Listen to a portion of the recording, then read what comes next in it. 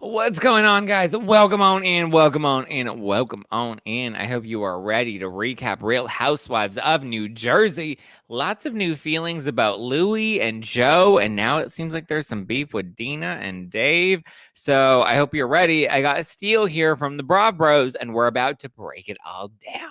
Oh, hi, it's me, Zack Peter, pop culture junkie, reality TV insider, published author, and host of the No Filter with Zack Peter podcast. Here I'll bring you all the latest news on the Real Housewives, deep dives into celebrity legal scandals, and unfiltered combos with your favorite stars. I've got you covered, and yes, I always keep receipts. So be sure to hit that like button and subscribe for all the latest tea. Now, let's dive in. All right, I hope you guys are ready. We're breaking down this week's episode of Real Housewives of New Jersey, fresh off of Pizzagate. Now we have Coffeegate. We got a psychic that may or may not have been set up by Jennifer. And here to help me break it all down from the Bra Bros, I got Steele. Hey, Steele. Hey, Zach, what's up, man? What's going on? Look, Shooter couldn't be here. He had his real job. So real jobs, always fucking it up for us. I know. They're the worst. We got Aaron D, we got Marissa, we got Mallory, we got Eric from Norway, we got Jenny, we got Artist, we got Freeman M. Reed, we got Muddy Grace, lots of people. Anna here in the live chat. Hi guys, welcome on in. Let us know what you thought of Tuesday night's episode of Real Housewives of New Jersey. And also let us know if you got your tickets. Steele, Shooter, and myself are going to be live at City Winery April 27th. That's April 27th at City Winery in Philly with a no filter night out with the Bra Bros. It's going to be a fun night. We have sold out of our VIP packages, but I think what we're going to do is for everyone that orders, so you have to place your order today or tomorrow at the latest, so Friday at the latest. Place your order and we'll select 2 people at random to get automatically upgraded to VIP. You'll get the VIP package with your tickets. Just be sure to DM me a confirmation of your purchase of tickets, and I will be sure to do a random pull. Let's see. We also got Brenda from Texas. We got End-Up in the house. We got Chris and Tracy. Got a full house today, Steele. Let's go. Did everybody in here buy a ticket? Who's from Norway? Did you get a ticket from Norway? You can fly over here. Norway, get a ticket. NoFilterLive.com. Go to NoFilterLive.com and get your tickets now. Okay, so what were your thoughts of this week's episode of Jersey? I thought it was kind of a slower episode. I didn't think that a ton of stuff went down. I don't know. There's a lot of things. I like that there's a new dynamic, I guess, with the Joe, Louie, Teresa thing. Kind of like I'm still sick of them feuding at each other. I'm excited to see Danielle and Fuda face off. I think that's fun. I think it's interesting that you see how they've clearly decided what team they're on as far as like who they've latched onto. Like you clearly see Danielle FaceTimes Teresa to kind of go over everything that happened with her. I was like, okay, so she's firmly team Teresa now. And we saw Rachel obviously draw her line in the sand last week when she took Marge's side and kind of threw Danielle under the bus.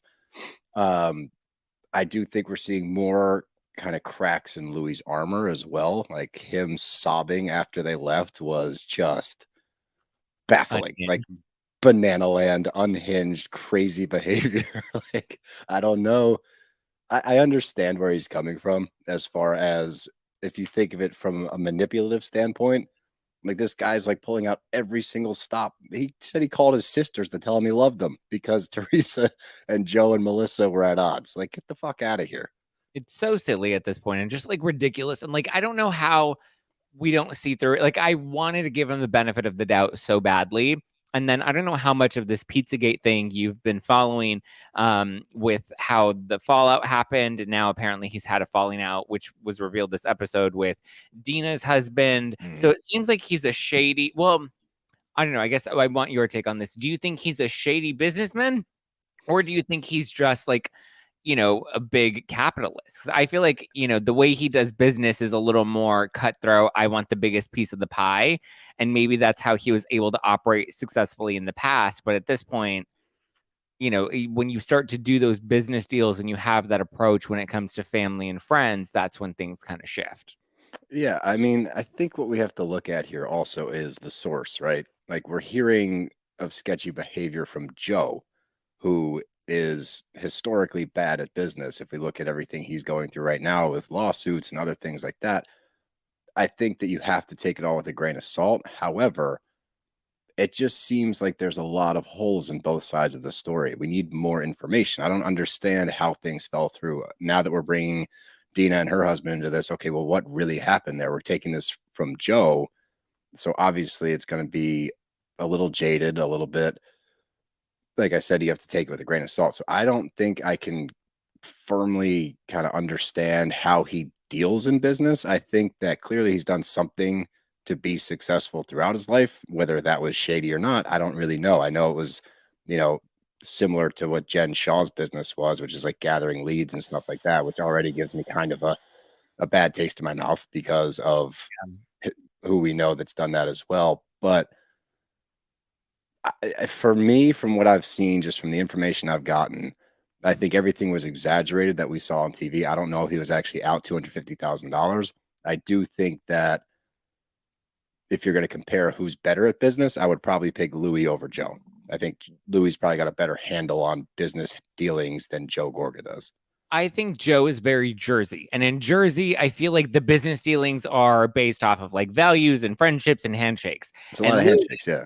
yeah, and Louis doesn't operate like that. Louis is from a different world. He wants, to set contracts and make sure, percentages are set, and doesn't necessarily care if the percentages are fair as long as he's taking home, the pot of the pie that he wants to take home. And I think Right. he's used to the fast money. He's used to building the business and building it up and selling it off, making quick cash, and then moving on to the next venture. He's very much, again, a capitalist mindset. Nothing wrong with that. But I think Joe is a little more mom and pop value oriented, being in Jersey, and kind of that's just how they're raised. They're cool with having, more of a local business rather than big scale, fast money, that sort of type of business. And I just don't think they were compatible business partners. And I I think think it was a terrible idea from the jump. I don't know why, in already a kind of fractured relationship, you decide to go into business with the other person. Like if they were on great terms, maybe that's one story. But even then, it's a little risky. But to do this, was this maybe like, was this going to be the bridge to kind of bring the families back together? Like, hey, we're starting a pizza business together. And it's also interesting. We got tagged probably 100 times in this video on TikTok about it was images of Teresa and her daughters on the pizza boxes and like the pizza ovens and like, see, clearly like Joe and Melissa were telling the truth. Like they tried to get phased out. I don't think that video for me didn't prove one way or the other. It did obviously again poke holes in Louie and Teresa's side of the story, because from the look of it, it's like, yeah, it does look like they tried to hijack the business and take it from you. However, once again, if they're in this with the 250K and Joe Gorga, you have no stake in it, that's still a different story for me than, oh, they just stole your business from you. I think to me, the biggest thing is the timeline. When did the pieces happen? Because that will determine how the story really fell out, right? Like, was it that, because I'm thinking Louis as an investor, he was going to be the one to put up the money, but it was going to be Joe and Teresa's face and the marketability of Real Housewives of New Jersey that was ultimately going to sell the pizza ovens, right? Louis was willing to be the investor and kind of put the money up front, trusting Joe and Teresa, because that's his wife and that's her brother. But the 5% offer is where it does become a little murky for me, because Joe's saying that like we were going into business and we were doing all of this together. And then all of a sudden they did a tasting of the pizza kits without me. And they also did a photo shoot that I wasn't aware of. And, that's when I decided I was out. So I can understand how, if he felt betrayed and he left the business early, how they would be like, oh, okay, well, we're still going to put this money to use. We're still going to put these pizza ovens to good use, and we're still going to sell them. And maybe give him a 5%, courtesy offer, because it was technically his idea originally, but he's out. He doesn't want to upfront the money, whatever it is. I can see how they either decided to move forward with Joe because they already made the investment, But I can also see how Joe possibly would have left because they were changing the marketing, because maybe they thought that it was a better idea if it was Teresa's Skinny Italian business rather than, this no concept that. But by the way, honestly, it probably is. Like if you're looking at it from a I want to sell these ovens, not a pride, I want Nono's face on this thing. This is the whole Yeah. point of it. Like if this is a business venture, the most marketable thing you have is Teresa, period. Like people know her. They can see her face. Even if they don't watch Housewives, they probably recognize who she is, right? So for him to not want to do that doesn't make a whole lot of sense. And then for him to get up in arms about, oh, I wasn't at the photo shoot. Oh, they didn't include me in the tasting, this and that. You're not a 50% partner. You can't get up in arms if the people that are in it for the money are doing stuff behind the scenes that you're not involved in. That to me doesn't make a whole lot of sense. I would only push back on that because if he was under the impression that he was going to be part of the marketing because the original concept was still no-nos, then Okay. I can understand why he would be upset by not being at the tasting and not being at the photo shoot, because then he's like, wait, it was supposed to be a Teresa and me thing, and now it's become a Teresa and her daughter's thing.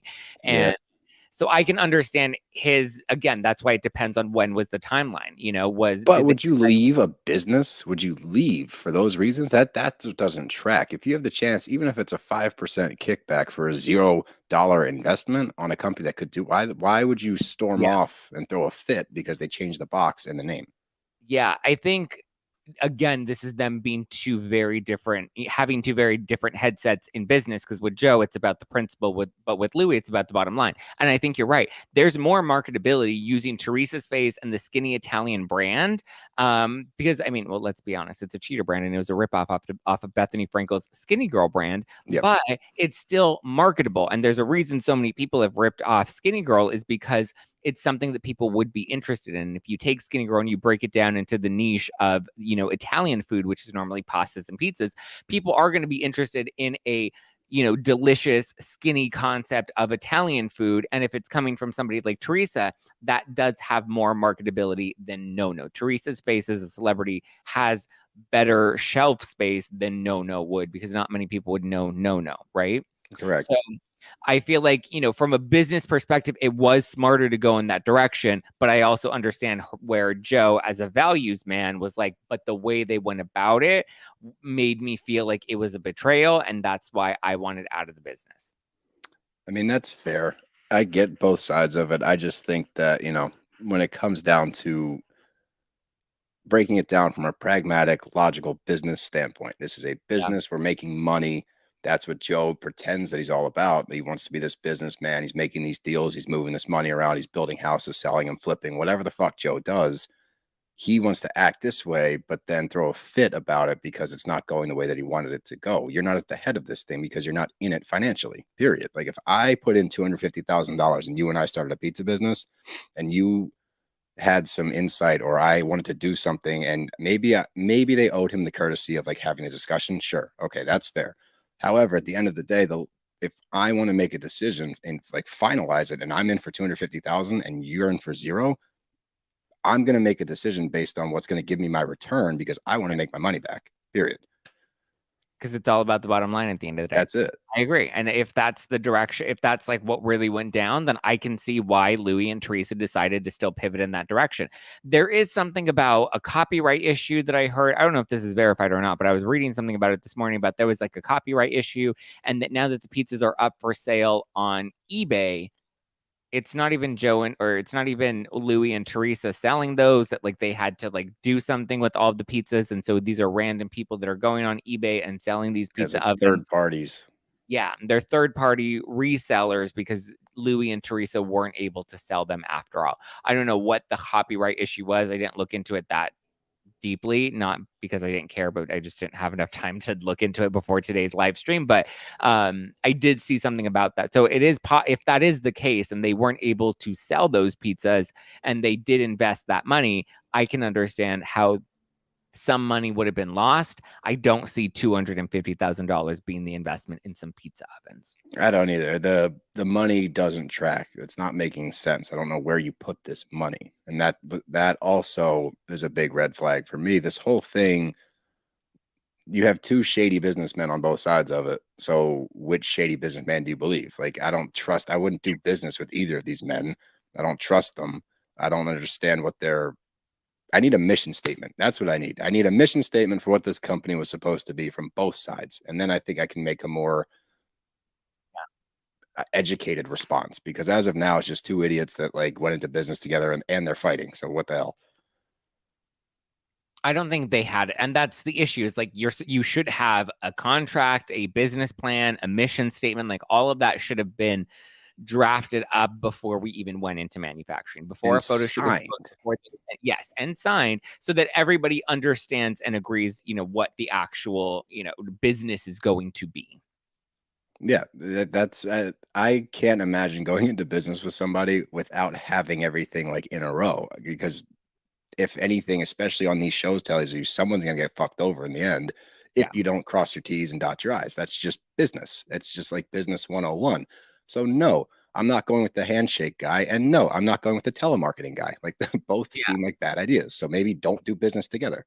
Yeah, I'm very curious what his direct consumer marketing business is now. It does sound very Jen Shaw-y, which also sounds a little sketchy, but I think this is the type of business that he does. It's quick, it's fast cash, and possibly if he is following in Jen Shaw's footsteps, the issue where Jen Shaw screwed up is she didn't leave when the hand was hot. Like she decided to keep betting, and even She though doubled and tripled and quadrupled down. Yep, she kept going with it and moved over to Kosovo and kept trying to avoid the FTC, and eventually it caught up to her. Whereas I think if she would have folded at some point earlier on, she would have been able to keep what she made and move on to the next business. And I think that's what Louie does, is he goes from one thing until it's time to move on to the next. He takes his chips and moves on to the next table. I think that's a pretty reasonable deduction there. I agree. Anna says she'll buy a ticket to our live show on April 27th at City Winery if somebody pays for her flight, because she's in Sweden. That's a very pricey flight, my love. Well, the tickets aren't that expensive. They're only $15. So you're saving money there to spend on your ticket to fly here. Very true. Makes sense to me. Elaine says the common denominator in all of this are Louie's common denominator in all of his falling outs. But how do we know that? I need evidence. I need details. I think him being the common denominator is he's the one involved in all of these falling. Like he's having multiple falling out, so he has to be part of the reasons. I think the point that she's trying to make. Oh, okay. We don't know the details of what actually happened, especially with like Dina and her husband Dave. Like what happened there? How did that fall apart? I know. And that's, again, we're hearing that. We're hearing that Joe got a phone call about this. So I'm not trusting Joe either. I wouldn't trust if Louie said the same thing about Joe and Melissa. Like, oh, I got a phone call from X, Y, or Z about this. And I would take that with a grain of salt. I'm not trusting anybody until I hear it from, if Dina comes on the show and says it, or her husband, or we hear a recorded phone call, or we see a clip, sure, okay, I'm buying it, or at least I'll entertain it. But I'm not going to make assumptions based off of what these people tell me, because I don't trust any of them. Yeah. Maisha says she just wanted to say she's currently wearing her Team Ariana shirt. I love it. Yay, literally recorded the shout out. Well, here's another shout out. We love you too, and hopefully we get to see a lot of you guys on April 27th at City Winery in Philly. We're going to be live in person. You can get your tickets at nofilterlive.com. Uh-oh. I just got a puppy. He wants that. He needs a little attention. Okay, so I'm gonna let you run the show really quickly while I grab him. But why don't you give us your breakdown on Dolores and Frank and what you think is going? Who are you siding with? Dolores's new man, or are you siding with Frank? Do you think the boundaries are clear? Give us your take on that. I'm one-on-one with the commenters right now. One-on-one with the commenters. All right, guys, let's break this down. So let's talk a little Dolo and Paul and Frank. I think that most of us, or at least a lot of people, would agree we love Frank. Frank is a sweet guy. I've talked to him a few times. He's really nice. He's one of those Bravo lebs that like actually is nice to everybody. Like you really want to meet him. Who you see on TV is the guy you get in real life. But Paul is Dolores's new man, so we have to respect that. I think that he's taking too much of a hard-ass approach to it. I think that Paul's not being understanding of where Dolores is coming from, where Frank's coming from. Paul's slightly threatened, I think. Not in a way where he's afraid Frank's going to take Dolores or there's still something there. I think that he thinks that Frank has different intentions with Dolores, when in fact, I think he's just missing Dolores. I think that he misses having that time, having his cake and eating it too, the family part of it. That's what he's afraid of losing. I don't think it has anything to do with, still crushing or still loving or anything like that with Dolores. Paul just wants to kind of make it clear, like, hey, this is my girlfriend, soon to be fiance, according to Coffee Grind. So he's trying to just let it, or just set a boundary. And I think that if he went about it with a little bit more grace and maybe a little bit softer, and maybe took the time to sit down with the two of them and hear Frank out and actually understand where Frank is coming from. And then if Frank decides that, if Paul decides that he doesn't love how Frank's going about it, then we might have a different issue. But I think, welcome back. I was just saying, I think that the main thing here is that, Paul has every right to kind of set his boundaries and draw a line in the sand, so to speak, because they are dating now and it's different. And Frank should kind of butt out. However, I think that Paul is being too much of a hard ass about it, in which he's trying to like tough guy Frank out of there to be like, this is my woman. But I don't think that Frank's approaching it that way. I think Frank just misses the family dynamic and misses having his cake and eating it too, is what I said before. Yeah. But I think that if Paul was a little softer with it, like, all right, you know what? Let's all three sit down and let's just hammer this shit out once and for all. Let me talk to Frank, tell him how I feel. Hey, man, this is my girlfriend. We respect you, but like it's going to change. And just to have a different kind of approach to it, to be more open to those two kind of forging some kind of relationship so that they can all three move on. But I think that we heard it perfectly in the episode. Paul thinks this is different than what it is. I believe that. I don't think there's any intention from Frank, like, oh, I miss Dolores, I miss our love, Yeah. I miss that. It's like, no, he just doesn't like change. He doesn't want this to go away. And I think that Paul is looking at it from like, oh no, you stay away from my lady. And it's not like that. Yeah, I also find it strange that Paul still has a really good relationship with his ex-wife. That was interesting. Yeah. That's, I think Polly, yeah, I agree. Elaine here is saying that she thinks Polly's possessive, or he feels possessive where Frank is concerned. I can understand that. I can understand that being the case. I just think it is weird that he has this higher expectation for Dolores to not have a relationship with Frank, even though they have kids and all, but yet he's allowed to talk to his ex-wife and have a good relationship with her. Yeah, that was an interesting tidbit that I wasn't really expecting. And again, I think it just goes back to giving both Frank and Dolores a little bit of grace, a little bit of room to be like, all right, you guys need to figure this out, but also being attentive enough in the relationship to be like, all right, well, I'm going to come with you guys and we're going to figure this out together. Because I think Paul needs to realize as well, the dynamic might be changing. Frank's not going anywhere. Like, he's No. going to be there, right? Like, they do have kids together. They film a show together. They've been together for 20 plus years. Like, he's not leaving. So you need to figure out how to make this work, not just for your sake, but for Dolores's sake too. Because what you don't want to have happen is Frank and Paulie being just flat out at odds, like irreconcilable. That's an issue.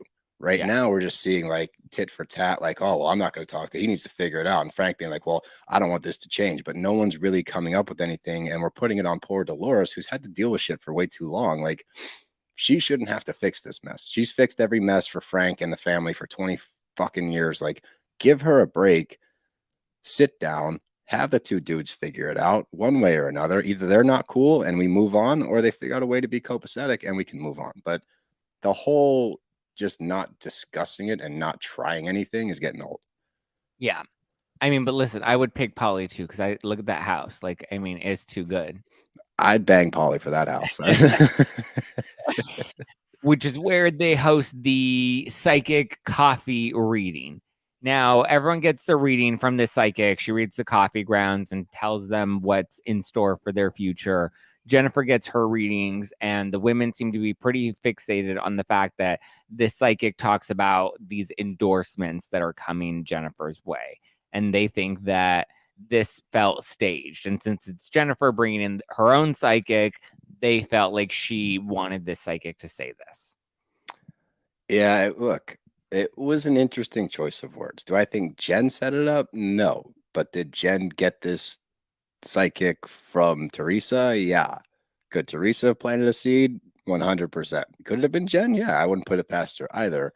I do think that if you agree to be party to one of these events, I really wish Shooter was here for this one because this shit drives him nuts. He hates the psychic stuff.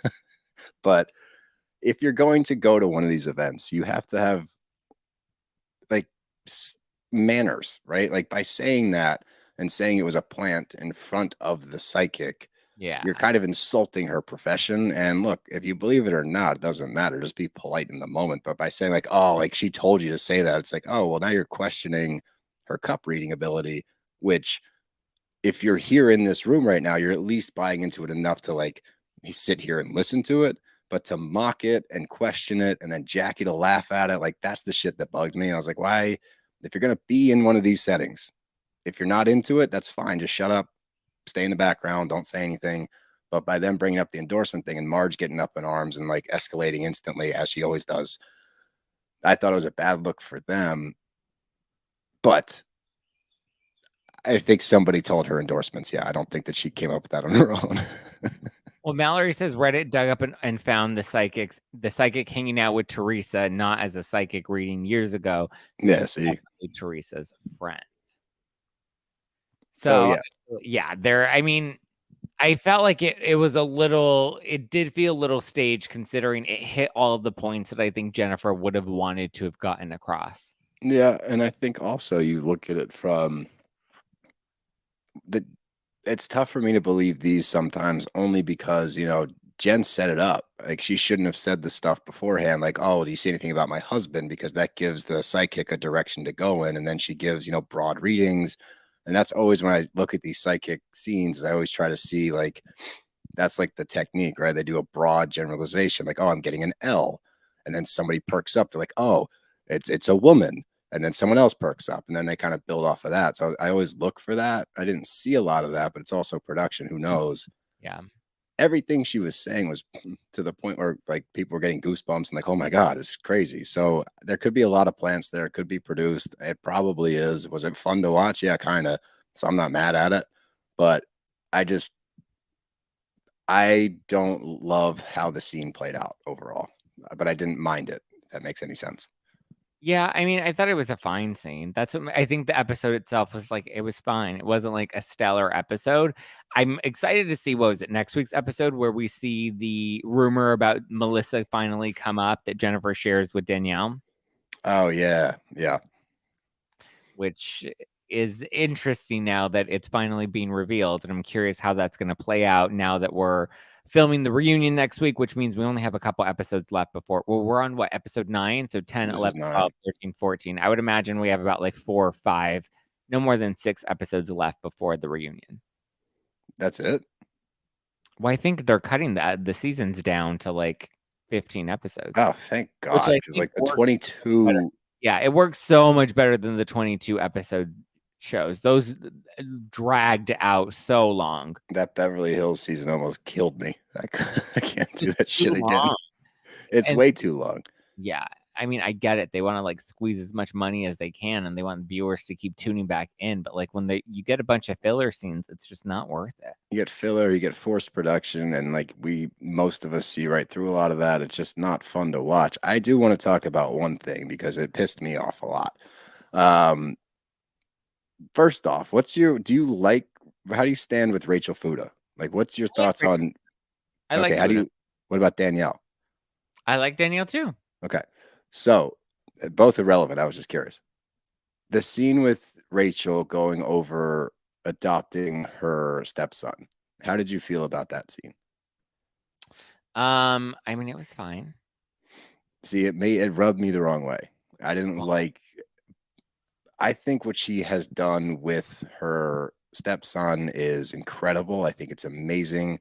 If you want to call her a stepmom or a bonus mom, whatever your preferred term is there. I know for me personally, like my stepfather was a major, major component in my life. My daughter has a stepmom and a stepdad. Her stepdad's great. He's a major part of her life, and I respect the hell out of him. Stepmom, my wife, is amazing with her as well. So I know how important this can be in a child's life, especially when you have kind of that modern family.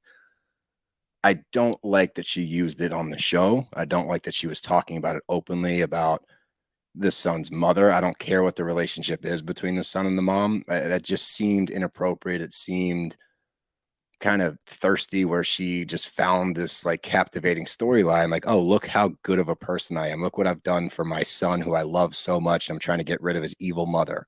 I don't like that approach. I don't like it. Puts the son in a really weird spot. Like, if you want to make this about, okay, I'm going to adopt our son, keep it there. Don't drag his mom on TV. Yeah, Regardless. I agree with that. I mean, as somebody that has had step parents and, has seen a lot of this stuff, like I agree with that. It puts the kids in a really weird position.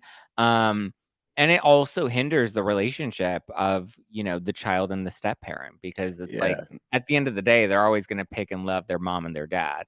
regardless of how shitty they may be. And to blast that publicly is tough. It's just dangerous, right? And it puts the kid in a bad spot. He's a teenager as well. Like, he's already probably getting a lot of shit for this because his mom's on TV and she's attractive. So I'm sure his life at school sucks. Now you're going to throw this, and now he got friends and people asking about his real mom, and like maybe he doesn't want to talk about that. Maybe the relationship's not as bad as we think it is, or how bad Rachel's putting it. Like, we don't know the ins and outs. And I just think Maybe it's a it is, yeah. shitty game to play, to use your kid to kind of garner sympathy and get this storyline. I didn't like that at all. I agree. All right. Shall we wrap up our recap for the week? I think so. Again, it wasn't really a wild episode. That's kind of. It wasn't, but we've got a I few. like reprieves. I like a couple weeks every now and then where it's not nuts, so I can just kind of be like, all right, like there's some drama here, drama there, nothing crazy. Marge still sucks. All right, cool. Yeah. Mallory says Fuda needs to talk about her own stuff and not shitting on Jaden's mom. Yeah, I agree.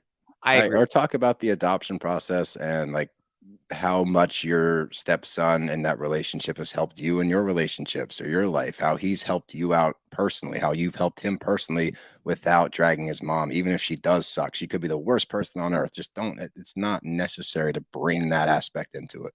Focus on your relationship with the kid, not on his relationship with his mom. Even if the 100%. relationship is terrible, even if she's a crackhead on the streets and she never provided for him, it's still his mom. He's always going to love his mom, and you never not want her place to say. Yeah, you never want to plant that seed in the kid's head.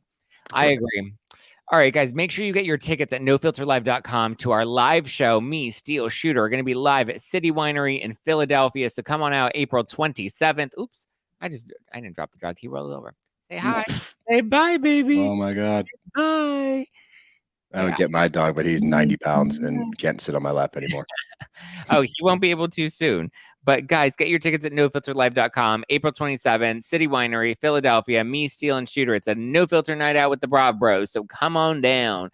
Get your tickets at nofilterlive.com. And if you do, send me a screenshot by tomorrow letting me know that you've purchased your tickets, because we're going to upgrade 2 random ticket buyers to our VIP package. So be sure to send me a DM, and I'll make sure we have that announcement ready for next Wednesday's recap. And hopefully we'll have Shooter back by then too. And if you're planning on buying a ticket and you're like waiting for some reason, stop it. Just buy the ticket now. You know you have it. Send us a message and let us know. We might send you like a video back. Yes. Who knows? And this is a sign from the universe right now. If you're sitting on the fence, this is your sign to just get on and go purchase your tickets right now at nofilterlive.com. This is a message from the universe telling you, yes, now is the time. Yeah, that's God or the universe. Whoever you look up to is telling you to buy your ticket now. Yes. Come watch us in Philly. It's going to be great. If you're in New York, drive down. If you're in Norway, fly over. I don't care. Come to the damn show. I'm flying over from LA. Yeah, that's the same as Norway to Philly. Probably pretty close, honestly. What's a flight from Norway to Philly? I don't know. Probably the same as a flight from LA to Philly. So we'll see you in Norway, or see Norway and Philly. Yes, we'll see Norway and Philly. All right, guys. Thanks so much. We will talk to you next Wednesday when we go live again. All right. Bye, guys. Bye.